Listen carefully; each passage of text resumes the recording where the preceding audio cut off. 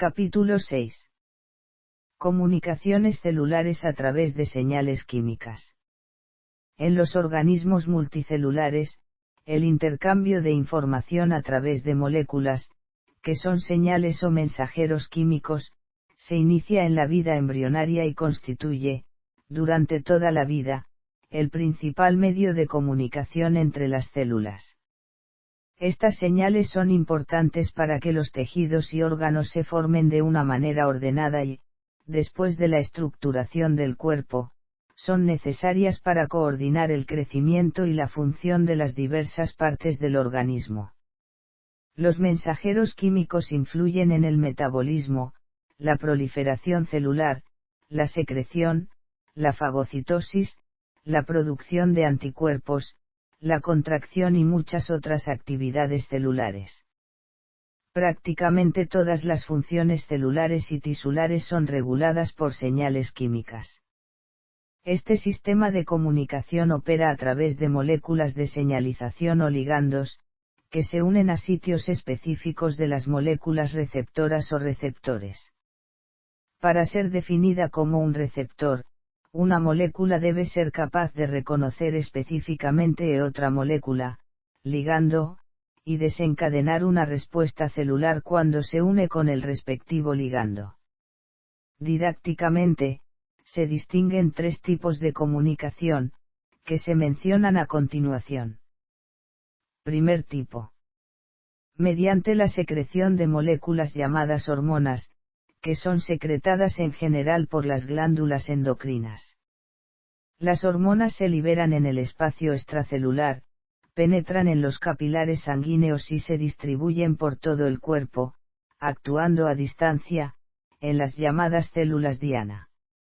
La célula diana o célula blanco, también llamada target cell, es aquella que tiene un receptor para la hormona. Segundo tipo.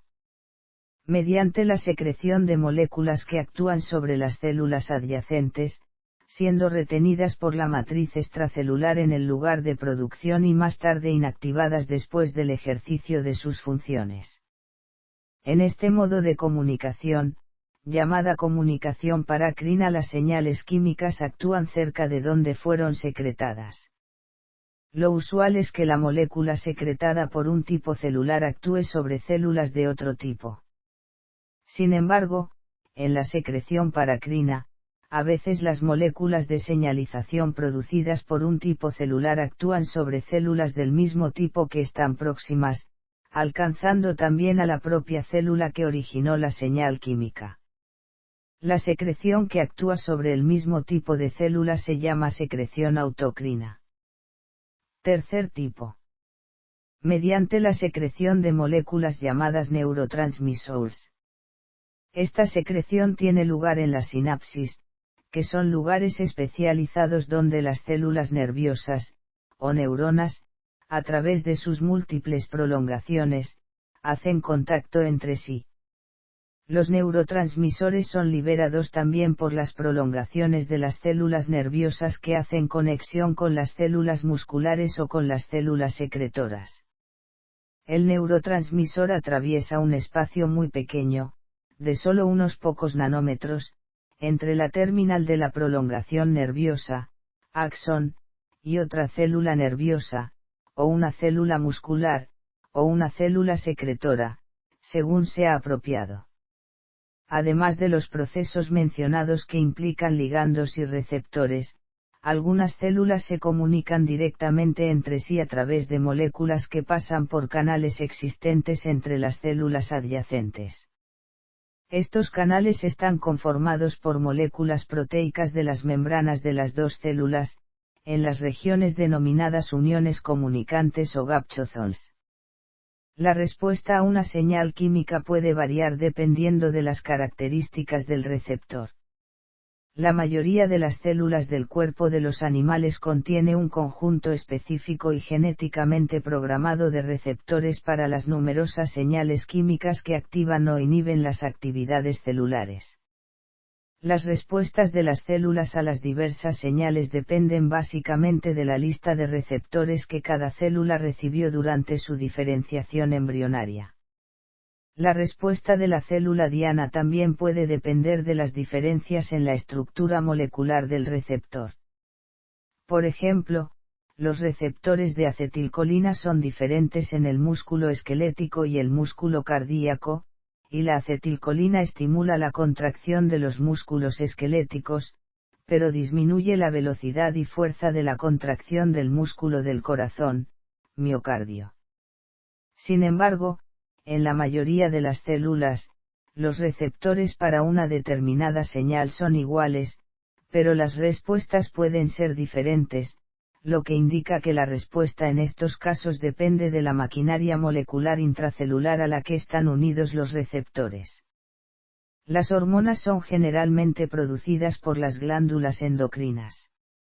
Las células que producen hormonas generalmente constituyen órganos especializados, las glándulas endocrinas. La comunicación hormonal es un proceso relativamente lento debido a que las hormonas les toma algún tiempo para distribuirse por todo el cuerpo, llevadas por el torrente sanguíneo. Después de salir de los capilares, por difusión, las hormonas son captadas por las células que contienen receptores específicos. La especificidad de las hormonas no solo depende de su naturaleza química, sino también de la presencia de receptores apropiados sobre las células diana. Cada tipo de célula endocrina generalmente secreta una hormona, y las células que contienen receptores para esta hormona reaccionarán de una manera correspondiente a la naturaleza de la célula diana. Por ejemplo, la respuesta puede ser la liberación de la secreción, o la inhibición de la actividad secretora, de acuerdo a la hormona y de acuerdo con el tipo de célula diana. Como las hormonas se diluyen demasiado, en la sangre y en el líquido extracelular, es esencial que los receptores las fijen con alta afinidad. Las células neuroendocrinas del hipotálamo son importantes para la coordinación del sistema endocrino. En los vertebrados, hay una conexión de los sistemas nervioso y endocrino en una región del cerebro llamada hipotálamo. El hipotálamo se comunica con la hipófisis por medio del pedículo hipofisiario. Este pedículo está formado por vasos sanguíneos y numerosas prolongaciones, axones, de las células nerviosas, neuronas, situadas en el hipotálamo. Estas son células nerviosas que secretan hormonas y por lo tanto, llamadas células neuroendocrinas. Por lo tanto, en el hipotálamo y en la hipófisis existe una relación funcional entre el sistema nervioso y el sistema endocrino. Esta asociación influye en muchas funciones corporales. Las células neuroendocrinas del hipotálamo responden a estímulos recibidos de otras células nerviosas, secretando hormonas que se liberan en el pedículo hipofisario, penetran en los numerosos capilares sanguíneos ya existentes, y estimulan, o inhiben, la actividad secretora de las células de la parte anterior de la hipófisis. Otros axones también originados en células neurosecretoras hipotalámicas son más largos y constituyen la neurohipófisis. Estos axones llevan y liberan, en la neurohipófisis, la hormona antidiurética, ADH, y la oxitocina. La hormona antidiurética disminuye la eliminación de agua por los riñones y la oxitocina estimula la contracción de los músculos lisos del útero durante el parto. Algunas respuestas a las hormonas son inmediatas, sin embargo, de corta duración. Por ejemplo, el aumento de la concentración de glucosa en la sangre estimula a las células beta del páncreas endocrino para secretar insulina, una proteína muy soluble en el plasma sanguíneo. En cuestión de minutos, el insulina se distribuye por todo el cuerpo estimulando la captación de glucosa, especialmente por las células adiposas y las células musculares, causando la reducción de los niveles normales de la concentración de glucosa en sangre. La respuesta en este caso es rápida porque en las células beta del páncreas endocrino, existe constantemente insulina lista para ser liberada, y existe una reserva de receptores de insulina y moléculas transportadoras de glucosa en la membrana plasmática de las células musculares y adiposas.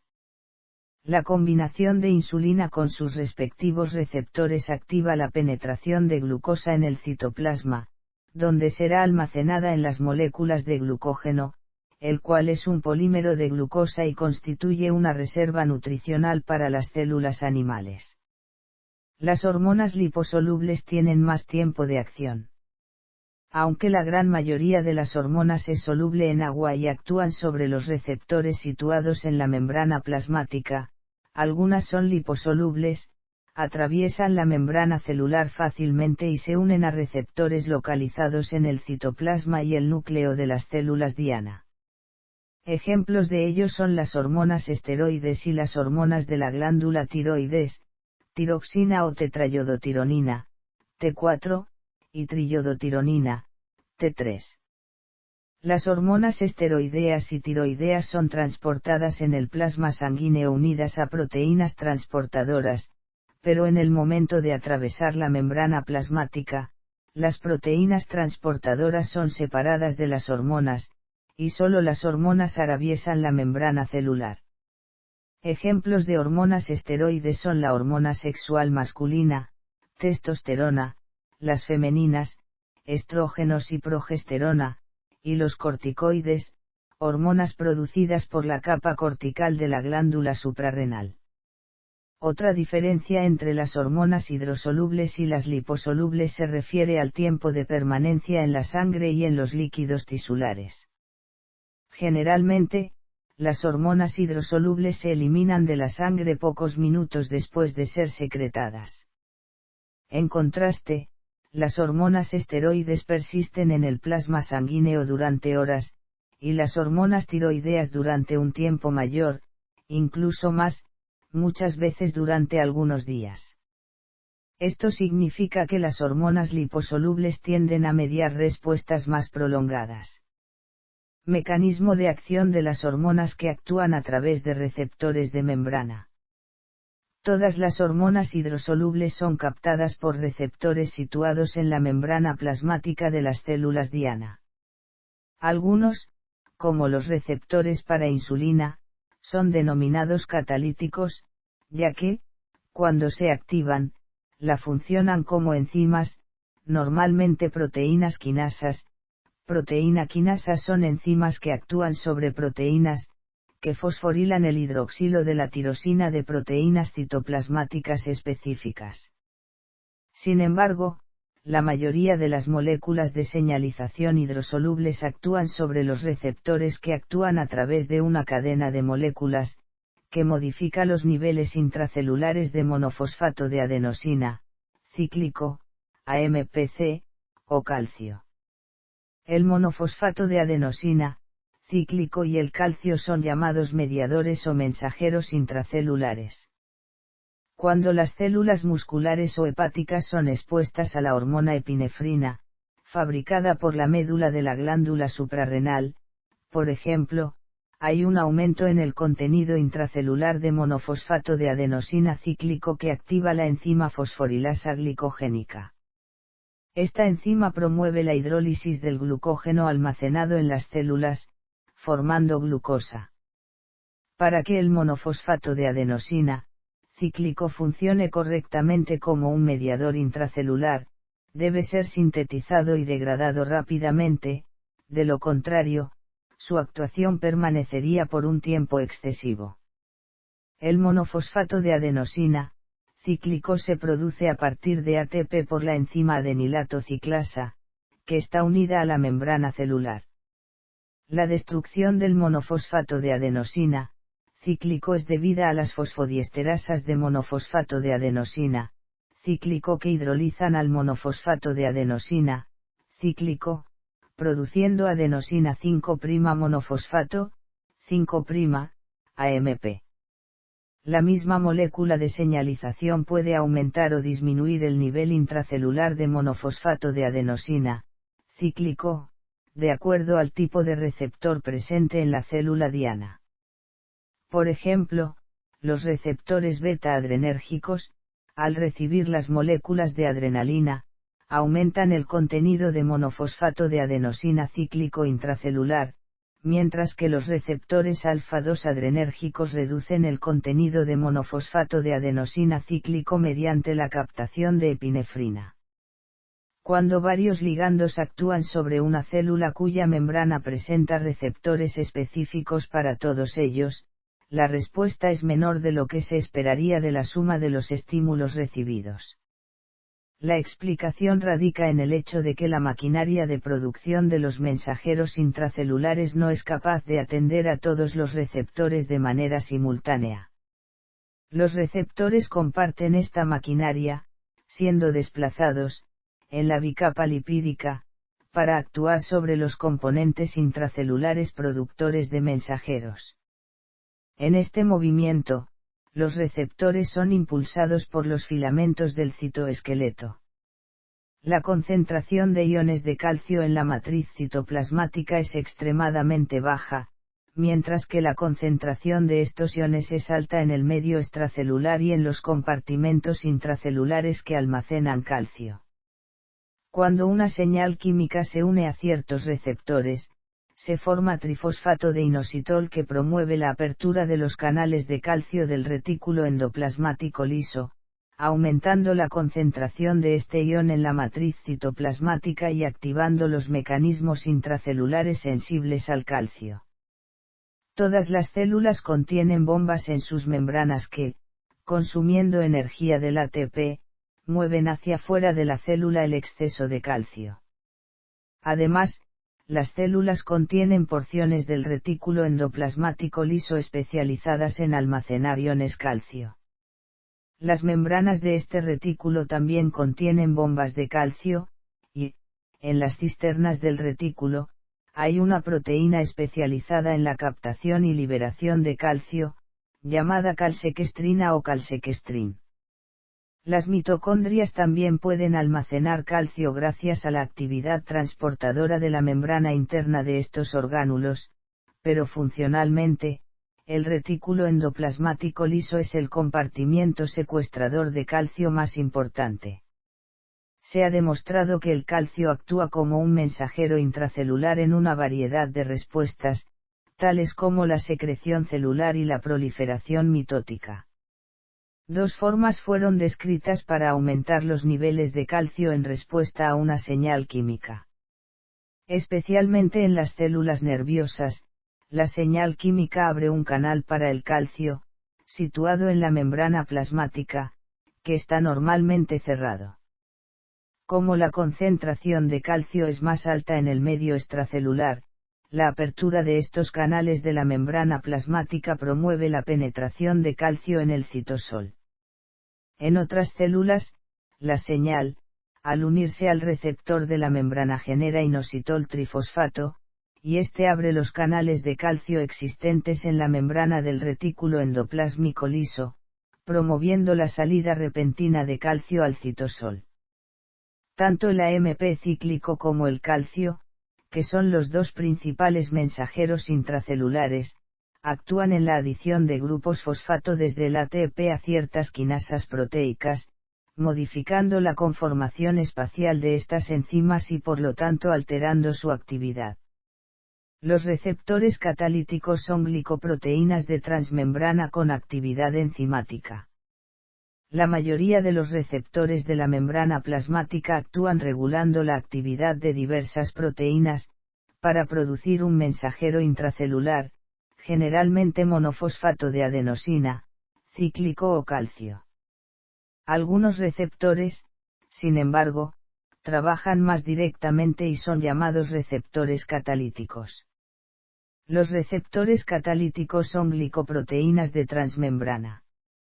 Los más estudiados son las proteínas quinasas, actúan sobre las proteínas específicas para la tirosina. Estos receptores tienen una parte que se adhiere a la señal química, hormona, factor de crecimiento, expuesta en la superficie de la membrana, y la parte que se encuentra en el citoplasma tiene actividad enzimática, o está directamente ligado a una enzima. cuando el extremo exterior de estos receptores recibe la señal química, la parte citoplasmática, que es una proteína quinasa, se activa, y transfiere el grupo fosfato terminal del ATP al grupo hidroxilo de la tirosina de determinadas proteínas.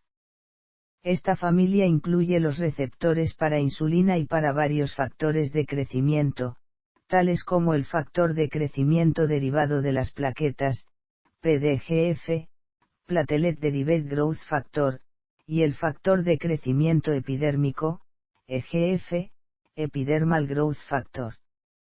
Debido a la importancia médica de la insulina, el receptor de esta hormona se ha estudiado ampliamente.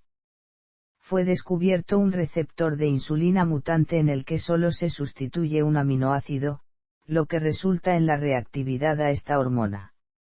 Es decir, la imposibilidad de la insulina de enviar la señal y activar la cascada de eventos intracelulares que culminan en la respuesta esperada a esta hormona cuando ella se une a este receptor mutante. Quizás no se vea afectada su unión al receptor mutado, pero sí la respuesta que induce en las células. Las personas que tienen estos receptores anormales son diabéticas independientemente de la producción de insulina del páncreas. Algunos receptores catalíticos, tirosina quinasas, actúan inicialmente en una proteína ligada a la superficie citoplasmática, superficie interna, de la membrana celular llamada RAS, de sarcoma, porque se descubrió en sarcomas, un tipo de cáncer, de ratas. La proteína RAS participa en la transmisión recibida por un receptor constituido por una tirosina quinasa, receptor catalítico, que lleva la información a través de varias etapas, hasta el interior del núcleo celular para estimular la diferenciación y proliferación de la célula.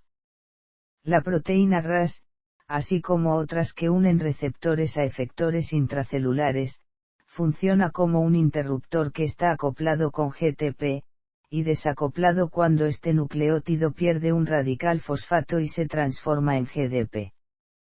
RAS, se activa cuando se combina con GTP, y se inactiva cuando se une con el GDP.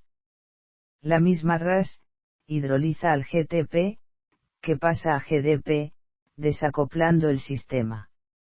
Sin embargo, la actividad de RAS para quitar un grupo fosfato al GTP transformándolo en GDP es muy lenta, y como la concentración citosólica de GTP es superior a la de GDP, RAS permanecería activa si la célula no tuviese ningún mecanismo para desactivarlo.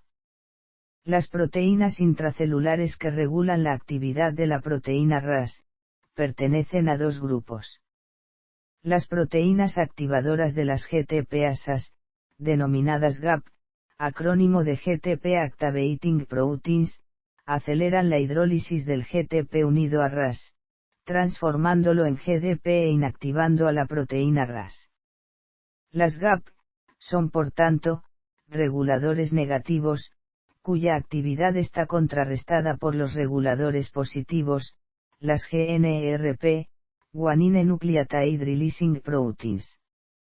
Las proteínas liberadoras de nucleótidos de guanina promueven el intercambio del nucleótido unido, estimulando la pérdida de GDP y la entrada de GTP procedente del citosol, lo que activa a la proteína RAS. Este intercambio se facilita porque el citosol contiene una mayor concentración de GTP que de GDP. La proteína RAS permanece activa durante un tiempo muy corto, y para ejercer los efectos iniciados por la unión de la señal extracelular con el receptor, entra en acción una serie de modificaciones en más de un sistema, que lleva la señal al núcleo celular. Varias proteínas quinasas participan en estos sistemas, sin embargo, el grupo más importante es una familia de proteínas conocidas como quinasas mitogénicas. Además de la RAS, existen otras proteínas ligadas a los receptores de membrana que transmiten señales al núcleo mediante la estimulación de la diferenciación y proliferación de las células. La proteína RAS fue elegida como un ejemplo por el hecho de que en el 30% de los cánceres, se encontró una proteína Ras, anormal que permanece siempre activa. En los tejidos normales, las células se multiplican solo en ciertos momentos, pero en el cáncer la multiplicación es incontrolada, debido a que los mecanismos que conducen a la proliferación celular están activados de forma permanente. En muchos tipos de cáncer, tumor maligno, fueron encontradas proteínas anormales estimuladoras de la mitosis, así como también la proteína anormal, Ras. Los receptores que actúan en la proteína G aumentan la concentración de calcio o de monofosfato de adenosín cíclico. Los receptores con actividad de proteína quinasa, o receptores catalíticos, ya estudiados, son mucho menos diversificados y menos numerosos. Los más comunes para la recepción de señales hidrofílicas en la superficie celular son los receptores que están vinculados a la proteína de la membrana llamada proteína G, denominada así porque puede contener GDP o GTP. Esta proteína es un interruptor que está acoplado con GTP y se desacopla cuando se desfosforila el nucleótido y se convierte en GDP. Los receptores unidos a proteínas G, son moléculas proteicas complejas, con 7 pasajes a través de la membrana. La captura de una señal química por el segmento extracelular activa al receptor que actúa sobre la proteína G, y esta a través de una cadena de reacciones, genera monofosfato de adenosín cíclico o calcio, que activarán a las proteínas quinasas. Las quinasas activadas por esta vía, agregarán grupos fosfato a la serina o a la treonina de ciertas proteínas, que son los blancos de la señal recibida por el receptor. Este es una vía muy importante para el funcionamiento de las células eucariotas, y ya fueron identificadas numerosas proteínas quinasas, influenciadas por los receptores unidos a las proteínas G. Las moléculas de las proteínas G, están formadas por 3 cadenas polipeptídicas llamadas cadenas alfa, beta y gamma. Las 3 cadenas están situadas en el lado citoplásmico de la membrana celular. La cadena alfa tiene la capacidad de unirse al GDP o al GTP, y es la parte de la molécula de la proteína G que activa a la próxima molécula en la cadena efectora. Cuando está unida al GDP, y por lo tanto el interruptor está desacoplado, la cadena alfa tiene una gran afinidad por las cadenas beta y gamma. Por consiguiente, la molécula de la proteína G permanece inactiva y con sus 3 cadenas unidas fuertemente. La unión de una señal química activa la porción citoplásmica del receptor, que luego añade un grupo fosfato al GDP de la cadena alfa, activándola y liberándola de las otras 2 cadenas de la molécula de proteína G. Mientras el receptor está ocupado por una señal, la cadena alfa permanece activa y separada de las otras 2 cadenas. Cuando el receptor y la señal química se separan, la misma cadena alfa hidroliza al GTP, transformándolo en GDT. En consecuencia, las 3 cadenas de la proteína G se unen nuevamente, y el interruptor es desacoplado. Las proteínas G son de aparición muy general y se han detectado en muchos vertebrados, invertebrados y células vegetales. Esta distribución tan amplia indica que estas proteínas surgieron muy temprano en la evolución de los organismos multicelulares. La aparición de los organismos multicelulares fue un muy lento paso en la evolución, probablemente debido a la dificultad en establecer los mecanismos de comunicación entre las células, esenciales para coordinar el funcionamiento de cada célula en el beneficio del conjunto. En estos conjuntos, cada célula solo puede realizar una pequeña parte del programa contenido en su genoma, de ahí la importancia de los mecanismos que restringen lo que cada célula puede hacer, sin perjudicar al conjunto. Las proteínas G actúan a través de 2 vías, una dependiente de monofosfato de adenosín cíclico y la otra dependiente de los iones de calcio liberados del retículo endoplasmático liso, por la acción del inositol trifosfato. Aunque los mensajeros intracelulares producidos por las proteínas G formen siempre proteínas quinasas que irán a fosforilar aminoácidos. Esto se logra a través de dos vías. Una vía genera monofosfato de adenosín cíclico, AMPC, producido a partir del ATP por la enzima adenilato ciclasa. Como el monofosfato de adenosín cíclico es una molécula pequeña, se difunde rápidamente a través del citosol, yendo a activar varias proteínas quinasas. La otra vía es la de romper una molécula de un fosfolípido de membrana, el fosfatidilinositol, reacción que es catalizada por la fosfolipasa C, produciendo inositol trifosfato, el cual también es una molécula pequeña y soluble, formada por el inositol más 3 grupos fosfato. En la reacción, también se forma diacilglicerol, que queda unido a la bicapa lipídica de la membrana, pudiendo ser reutilizado para formar lípidos de la membrana. El inositol trifosfato difunde a través del citosol y abre los canales de calcio del retículo endoplásmico liso, principal depósito citoplasmático de calcio, liberando este ion al citosol. Para el correcto funcionamiento del sistema, es importante que los mensajeros sean degradados después de realizar sus funciones. El monofosfato de adenosín cíclico es destruido rápidamente por las monofosfato de adenosín cíclico fosfodiesterasas. El inositol trifosfato, a través de algunas reacciones, es transformado de nuevo al estado de fosfatidilinositol. Los iones de calcio son sacados del citosol a través de canales selectivos, bombas de calcio, situadas en las membranas de retículo endoplasmático liso y en la membrana celular, que transfieren calcio a las cisternas del retículo o al medio extracelular, respectivamente. Cambios adaptativos en las células diana. Una célula expuesta al mismo estímulo, señal química, durante un largo periodo de tiempo, comienza a responder a la estimulación con una intensidad menor. A través de este proceso, llamado adaptación o desensibilización, la célula ajusta de forma reversible su sensibilidad al nivel de estímulo.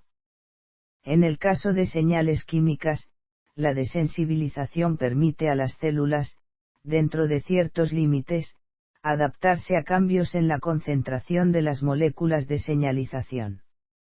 Esta adaptación se debe a varios mecanismos. Se puede presentar disminución en la cantidad de receptores, o estos receptores pueden ser modificados a través de la disminución de su afinidad por el ligando. Otras veces, se producen cambios en las proteínas intermediarias entre los receptores y los mensajeros intracelulares monofosfato de adenosín cíclico y calcio. La desensibilización es a menudo consecuencia de la endocitosis.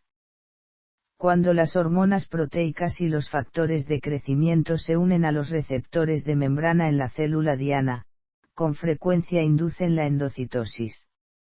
Muchas vesículas endocíticas, pero no todas, se fusionan con los endosomas, donde el pH ácido separa los ligandos de los receptores, y, a veces, los receptores son digeridos por las enzimas hidrolíticas de los lisosomas. Este proceso limita la acción de la hormona y regula la concentración de receptores en la superficie celular. Aunque la formación de vesículas endocíticas se produce continuamente, incluso en ausencia del ligando, existe una aceleración en el proceso cuando el ligando se une al receptor. Los experimentos llevados a cabo con fibroblastos mostraron que la presencia del factor de crecimiento epidérmico que se une a los receptores fibroblásticos, acelera de manera pronunciada la degradación de estos receptores. Por lo tanto, las altas concentraciones del ligando disminuyen el número de receptores y, en consecuencia, también reducen la sensibilidad de la célula a la señal química. A través de este tipo de regulación de los receptores cuesta abajo, menor cantidad de receptores, la célula ajusta su sensibilidad a la concentración de la molécula de señalización. La mayoría de los receptores endocitados no son digeridos por los lisosomas, sin embargo, son reciclados de nuevo a la membrana plasmática.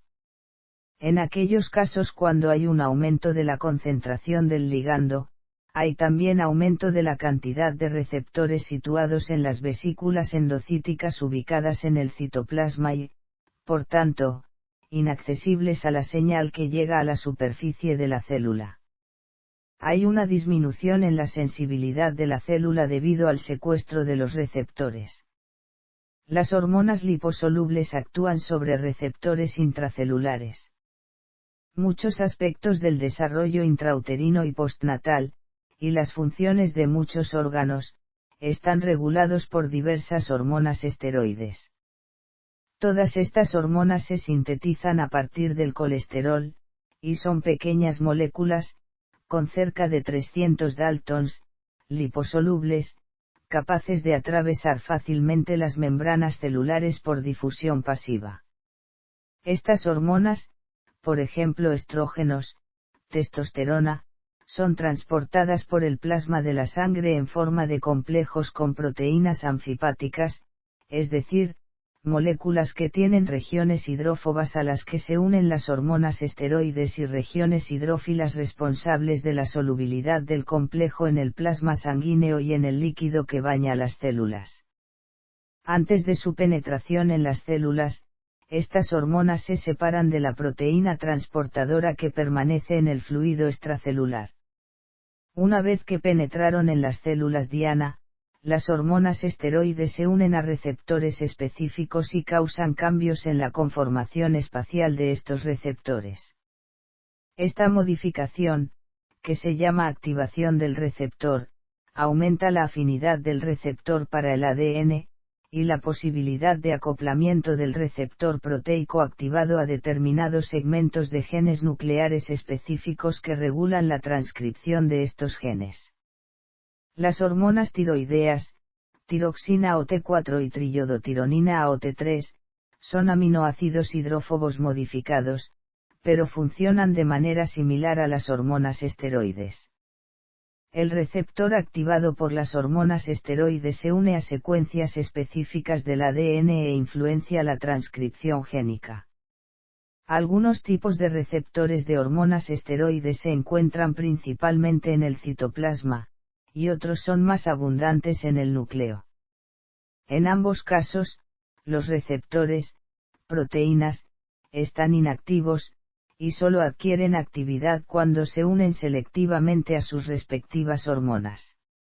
La unión de los complejos receptor específico más hormona, a sitios específicos del ADN generalmente activa a los genes cercanos, pero a veces el efecto es inhibitorio, es decir, la formación de ARN mensajero de estos genes en general es estimulada, pero a veces es inhibida. El segmento de ADN que reconoce al complejo receptor más hormona, consiste en un pequeño número de nucleótidos. Teniendo en cuenta una célula diana, parece que solo unos pocos genes se ven afectados por una determinada hormona esteroide en particular. Por ejemplo, en la célula hepática han sido estudiadas cerca de 1000 proteínas diferentes. Cuando la célula hepática se somete a la hormona esteroide cortisol, producido por la capa cortical de la glándula adrenal, solo 6 de estas proteínas aumentan su cantidad, mientras que una proteína disminuye. El efecto del cortisol es reversible, y la velocidad de síntesis de las proteínas afectadas vuelve a la normalidad cuando se retira la hormona. También se observó que cada célula hepática contiene alrededor de 10.000 receptores y que la activación de todos estos receptores por el cortisol influencia solo alrededor de 50 genes, un número mucho menor que el número de segmentos de ADN que fijan al receptor activado. Parece que muchos complejos de cortisol con su receptor se unen a segmentos de ADN que no tienen ningún efecto sobre la síntesis de proteínas. Los genes regulados por las hormonas esteroides son diferentes de acuerdo al tipo de célula diana. Al igual que con las hormonas en general, la respuesta a las hormonas esteroides depende de la propia hormona y de las características de la célula diana. Los receptores pueden ser similares, pero los genes activados son diferentes, según el tipo de célula. Varios estudios han demostrado que los receptores para el estradiol y la progesterona, hormonas femeninas, y el receptor del cortisol son idénticos y están codificados por un único gen. Los receptores de la hormona esteroide masculina testosterona son diferentes y son codificados por otro gen. En la condición llamada feminización testicular, el paciente presenta fenotipo femenino, aunque su genotipo sea masculino, XY. Esta enfermedad es el resultado de una mutación en el gen del receptor de la testosterona. El receptor es todavía capaz de unirse a la testosterona, pero el cambio conformacional que permite la unión del receptor con el ADN es defectuosa. Por lo tanto, ya no se sintetizan las proteínas que normalmente se producen en respuesta a la testosterona. Por otro lado, el mecanismo de retroalimentación que inhibe la sobreproducción de testosterona no funciona, debido a que el hipotálamo también no tiene receptores normales para la testosterona, y la concentración de testosterona en los líquidos extracelulares se vuelve anormalmente alta. Como la testosterona es un precursor del estradiol, hormona femenina, aumenta la concentración de estradiol, y siendo normales los receptores celulares para el estradiol se desarrolla un fenotipo femenino. La comunicación paracrina. En el cuerpo de los animales, existen células especializadas en la secreción paracrina, es decir, en la producción de mediadores químicos de acción local. Por ejemplo, la histamina y la heparina son sintetizadas por células del tejido conectivo llamadas mastocitos. Este tipo de célula tiene un citoplasma lleno de gránulos que contienen los mediadores paracrinos antes mencionados. Los gránulos son expulsados de los mastocitos por la estimulación inmune, ataque químico, la lesión tisular y otros estímulos. Muchas otras células, aunque no especializadas en este sentido, pueden producir numerosos mediadores con acción local, en la inflamación, la proliferación celular, en la contracción de los músculos lisos de los vasos sanguíneos, el tubo digestivo y los bronquios, y en la secreción celular. Como ejemplo, se mencionan las prostaglandinas producidas por prácticamente todas las células en el organismo humano. Hay por lo menos 10 familias de prostaglandinas, conocidas como PGA, PGB, PGC, PGD, PGE, PGF, PGG, PGH y PGJ. Cada una de estas familias tiene varios subtipos. Las prostaglandinas tienen efectos muy variados, y tienen gran interés biológico y médico. Todas las prostaglandinas derivan de un ácido graso con 20 átomos de carbono, el ácido araquidónico. Este ácido graso se forma a partir de los fosfolípidos de la membrana plasmática por la acción de fosfolipasas que se activan por estímulos específicos y no específicos, que varían de una célula a otra. Sería imposible mencionar a todos los efectos de las prostaglandinas. Ellas parecen regular la flexibilidad de los eritrocitos que se deforman al pasar a través de los capilares sanguíneos más finos. Algunas prostaglandinas disminuyen la secreción de ácido clorhídrico por las glándulas de la mucosa del estómago, e inhiben la formación de úlceras pépticas, úlceras del estómago. Otras participan en la regulación del sistema reproductor femenino, influyendo en el ciclo menstrual. Las prostaglandinas estimulan la contracción del músculo liso del útero y pueden inducir el aborto cuando se inyectan en el saco amniótico del embrión durante el primer trimestre del embarazo. Las inyecciones intravenosas en el 9º mes de embarazo inducen el parto. Además de las prostaglandinas, el ácido araquidónico de la membrana plasmática da lugar a otros agentes que actúan localmente. Todos los mediadores derivados del ácido araquidónico son conocidos por el nombre genérico de eicosanoides, e incluyen a las prostaglandinas, los tromboxanos y los leucotrienos. Todos estos compuestos participan en el proceso inflamatorio. Los antiinflamatorios de naturaleza esteroide, tales como la cortisona, inhiben la liberación de ácido araquidónico a partir de los fosfolípidos de membrana, bloqueando así la producción de todos de los mediadores locales mencionados, prostaglandinas, tromboxanos y leucotrienos. Los antiinflamatorios no esteroideos, como el ácido acetilsalicílico y la indometacina, bloquean la formación de prostaglandinas y tromboxanos, pero no impide la formación de leucotrienos. Algunas células producen el gas óxido nítrico, que se disuelve y actúa como secreción paracrina. El óxido nítrico es también un neurotransmisor, por ejemplo, los macrófagos y neutrófilos secretan óxido nítrico en los sitios de inflamación, como parte del mecanismo para librar a los tejidos de los microorganismos invasores. El papel del óxido nítrico como una señal paracrina ha sido bien estudiado en las células que recubren internamente los vasos sanguíneos, llamadas células endoteliales. Las células endoteliales tienen receptores específicos que captan el neurotransmisor acetilcolina, receptores colinérgicos, liberada por las terminaciones nerviosas del sistema nervioso autónomo parasimpático. Los receptores colinérgicos establecen una conexión a una proteína G que estimula la formación de inositol trifosfato en una cadena que conduce a la liberación de iones de calcio a partir de su depósito en el retículo endoplasmático liso para el citosol de la célula endotelial. El ion calcio activa la sintasa del óxido nítrico presente en el citoplasma de las células endoteliales, que luego sintetiza este gas.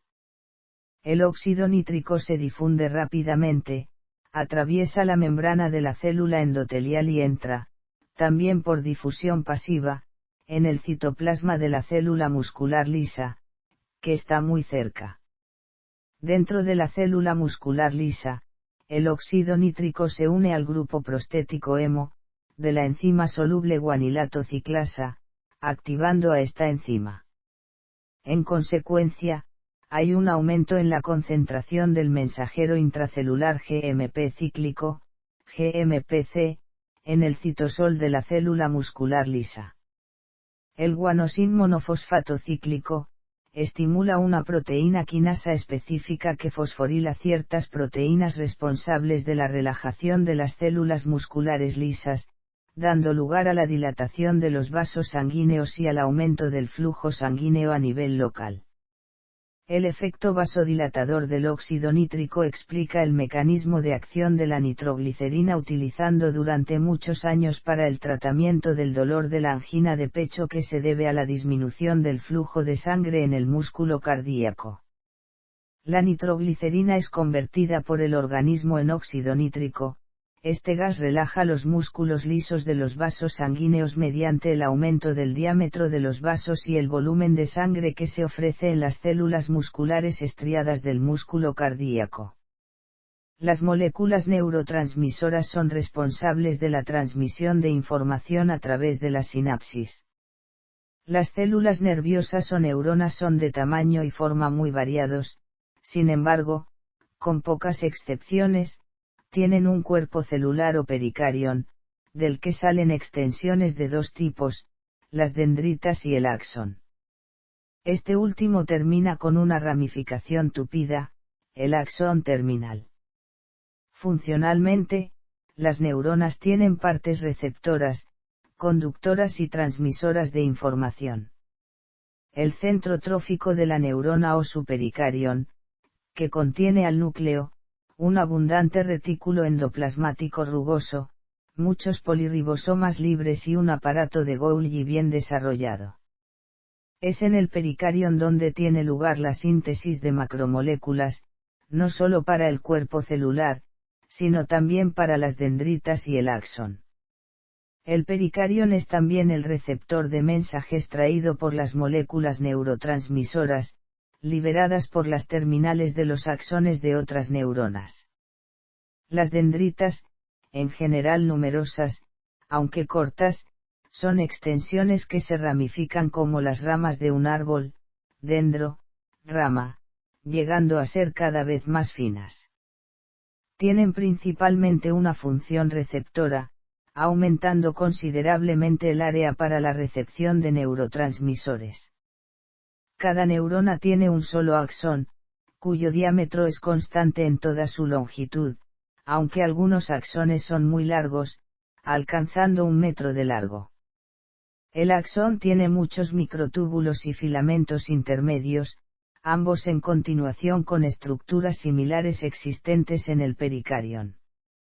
Al final de su trayecto, el axón se divide en muchas ramas, formando el axón terminal, en el cual son liberados los neurotransmisores que irán a actuar sobre los receptores situados en la membrana de la célula siguiente, que puede ser otra célula nerviosa, una célula muscular o una célula glandular. El axón terminal forma con la célula siguiente de la cadena una estructura de complejidad variable, la sinapsis. Las sinapsis que se forman entre los axones y las células, fibras, musculares esqueléticas son bien conocidas por su facilidad para estudiarlas, tanto por medio de técnicas fisiológicas, como por técnicas morfológicas. Estas sinapsis se denominan placas terminales motoras. El microscopio electrónico muestra que, en la sinapsis, las membranas de las dos células están separadas por un espacio de 20 nanómetros, el espacio sináptico. La membrana plasmática del axón terminal se llama membrana presináptica, y la de la célula siguiente, membrana postsináptica. La membrana postsináptica contiene receptores para el neurotransmisor liberado en la membrana presináptica. La respuesta de la transmisión sináptica es extremadamente rápida, debido principalmente a la pequeña distancia que el neurotransmisor cruza, de la riqueza de receptores y de la gran afinidad entre los neurotransmisores y sus receptores. Es necesario que el neurotransmisor sea inactivado inmediatamente, para que su acción no permanezca mucho tiempo, lo que disminuiría la capacidad de la transmisión sináptica de graduar con precisión su actividad. En el caso de la sinapsis neuromuscular, placa terminal motora, el transmisor es la acetilcolina, contenida en las numerosas vesículas sinápticas del axón terminal. La acetilcolina se libera por exocitosis, actúa sobre los receptores de la membrana postsináptica, promoviendo la contracción de la fibra muscular, y se inactiva inmediatamente por difusión y, en particular, por la acción de la enzima acetilcolinesterasa. Esta enzima es producida por la fibra muscular estriada y permanece unida al glicocáliz de estas fibras a la altura de la sinapsis. La transmisión sináptica ofrece numerosas variaciones del modelo descrito anteriormente como ejemplo, pero el estudio de estas variedades está más allá de los límites de este libro. La variedad de moléculas neurotransmisoras es muy grande. Además de la acetilcolina, se pueden mencionar como ejemplos, epinefrina, norepinefrina, ácido gamma aminobutírico o GABA, dopamina, serotonina y glicina. A menudo, la misma molécula puede actuar como un neurotransmisor y también por otro modo de comunicación. Por ejemplo, la epinefrina y la norepinefrina, aparte de ser neurotransmisores, sintetizado en las neuronas y liberado por los axones, son producidos por la médula suprarrenal, endocrina, y distribuidas en todo el cuerpo, actuando así como hormonas. La membrana interna de la mayoría de las mitocondrias contiene receptores para las hormonas tiroideas, T3 y T4. Se ha mencionado en este capítulo, que las hormonas tiroideas actúan sobre el ADN a través de receptores localizados en el citoplasma y en el núcleo de las células diana.